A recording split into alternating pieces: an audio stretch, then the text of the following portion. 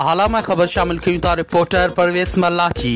SSP Matiari Syed Ali Asghar Shah के हुक्म ते हाला वेझो बेटशाह में पुलिस की जुआ खेडंदड़ खिलाफ कार्रवाई। जुआ के इल्जाम हेठ 6 ॼणा गिरफ्तार केस दाखिल। उन बारे में पुलिस तर्जमान जो चवण है त SSP मटियारी सैयद असगर शाह के हिदायतन ते SHO बेटशाह जावेद हयात पन्नोर पांजे पुलिस स्टाफ से गड गश्त दौरान खुफिया इत्तला मिलन ते पब्लिक स्कूल वेझो कामयाब कार्रवाई करे जुआ खेडंदड़ के इल्जाम हेठ 6 ॼणनि कुर्बान अली वलिद हाजी खान खोखर, आशिक अली वलिद गुलाम कादिर खोखर, इरफान अली वलिद इलाही बख्श जखरानी, इरशाद अली वलिद गुलाम हुसैन खोखर, शौकत अली वलिद गुलाम हुसैन खोखर, अली बार वलिद दिलबर खोखर के गिरफ्तार करे उन वटा 52 अदद ताश जा पत्ता 4900 रुपया कैश हथ करे वरता आहिनि। बेटशाह पुलिस गिरफ्तार थियलनि खिलाफ केस दाखिल करे वरतो आहे, जॾहिं त पुलिस पारां वधीक जांच जो अमल जारी आहे।